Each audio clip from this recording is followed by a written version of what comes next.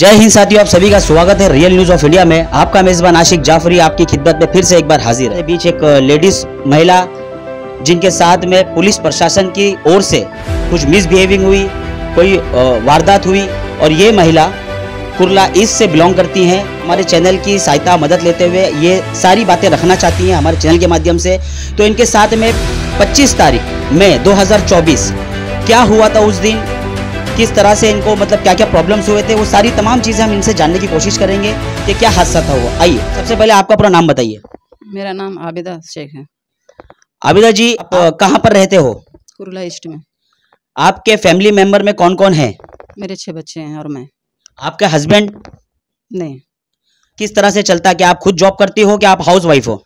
मैं house wife हूँ। मेरे 2 बच्चे कमाते हैं और मेरा रूम ऊपर भाड़े पे है। वो सब से हम लोग का घर खर्चा चलता है। आबिदा जी, 25 तारीख के दिन जिस तरह से आपने हमको बताया कि 25 तारीख के दिन कुछ आपके साथ रात के समय कुछ हादसा हुआ, वो क्या हादसा हुआ, कितने बजे का टाइम था और आप कहाँ जा रही थी, क्या रुकावट आई, आपको क्या बताना चाहेंगी? मैं कुर्ला ईस्ट से अपने घर से निकली दवा लेने के लिए, कुर्ला वेस्ट में गई। दवा लेके मैं रिटर्न आ रही थी तो कुर्ला वेस्ट में जो चौकी है ना, उसके सामने सामान दुकान है खजूर वजूर की, वहाँ से मैं सामान ले रही थी। सामान ली तो मुझे ऐसा लगा कि मेरा कोई पीछा कर रहे, मुझे कोई देख रहे, तो मैं बोली मेरा वही में होगा। फिर उसके बाद दवा लेके मैं सामान लेके रिटर्न जाने लगी घर की साइड। तो 3 नल एक जगह का वहाँ नाम है, 3 नल और चौकी से 2-3 मिनट का रास्ता है। कितना बज रहा होगा वो टाइम पे?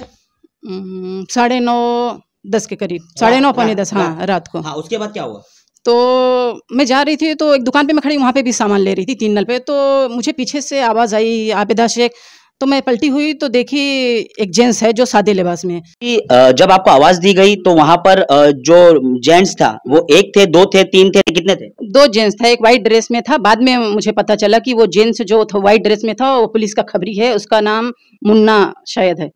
और उसके साथ वाला पुलिस था? हाँ, उसके साथ वाला। मैं बोली कि सर आप कौन? तो बोलता मेरा नाम इल्ले है।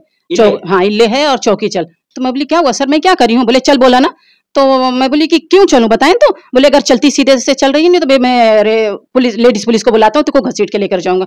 तो फिर मैं जब बोली, रास्ते में इतना तमाशा पब्लिक जमा हो रही थी, देख रही थी, तो इस वजह से मैं चुपचाप चौकी चली गई। और चौकी में मुझे Kurla police station west, Kurla west चौकी गया। हाँ, तो मुझे बोलता कि चल नहीं तो घसीट के ले। मैं तो मैं डर के मारे मैं चली गई चौकी। अब चौकी गई तो मुझे एक केबिन में लेकर गया और वहाँ पे थी एक लेडीज को बुलाया।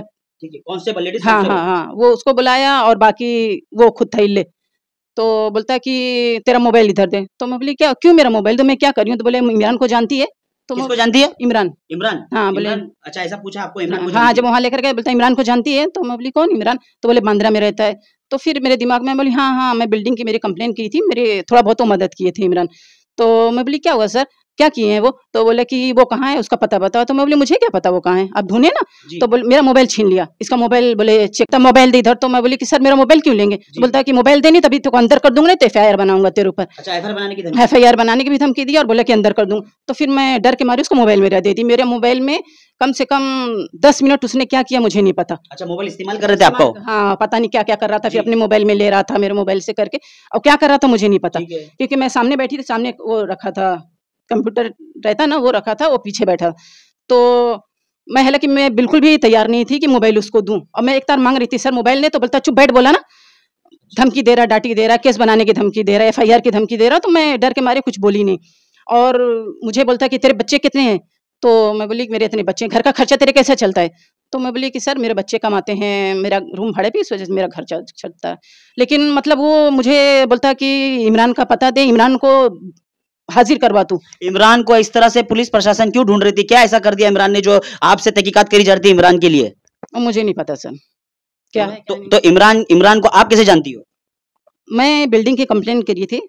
अच्छा। मैं BMC आती जाती थी तो वहाँ पे इमरान से मेरी मुलाकात हुई थी। ओके, तो मतलब कहीं ना कहीं पुलिस प्रशासन को ऐसा लगा कि आप इमरान के कांटेक्ट में हो, इसलिए वो लोगों ने जानकारी हासिल करने के लिए आपको लेके गए पुलिस स्टेशन और आपसे इमरान के बारे में इंक्वायरी करी।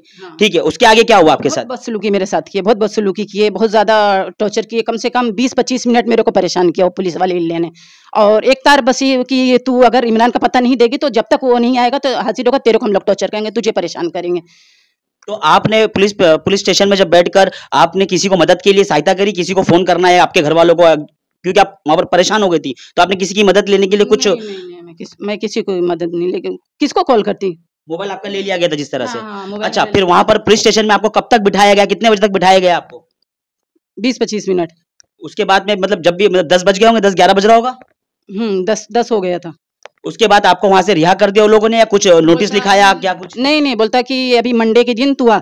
मंडे के दिन, शनिचर को ये हादसा हुआ रात जी, में, जी। तो मंडे के दिन बोलता कि 2:30 बजे 10 बजे तू आ। तो मैं बोली 10 बजे मैं नहीं आ सकती, मेरे घर में काम बहुत होता है। बोले एक काम कर, 2 बजे तक यहाँ टच हो जाना चौकी में, तो उससे पूछताछ करी। मैं बोली क्यों, अभी तो पूछताछ की, अब क्यों पूछताछ करनी है? हाँ, वहाँ वापस क्यों बुला रहे हैं? हाँ, तो बोलता कि जितना तेरे से बोला जाए ना उतना किया कर। ठीक है। हाँ, तू आ, बोले जितना बोला जाए उतना किया कर। उसके बाद चौकी में फिर आपको जब वहां से रिलीज करा गया, जब चौकी से आप बाहर निकली, कितना बज रहा था वो टाइम पे? 5 या 10 हो रहा। तो मैं इतना डर चुकी थी, ये जो पुलिस वाले नीले ने जो मुझे जितना बदतमीजी से तेरे से बहुत ज्यादा बदतमीजी मेरे साथ किया, बातचीत इतनी बदतमीजी, तो मैं एकदम डर के, मेरा बीपी एकदम लो हो गया था, मेरी एकदम तबीयत खराब हो गई थी।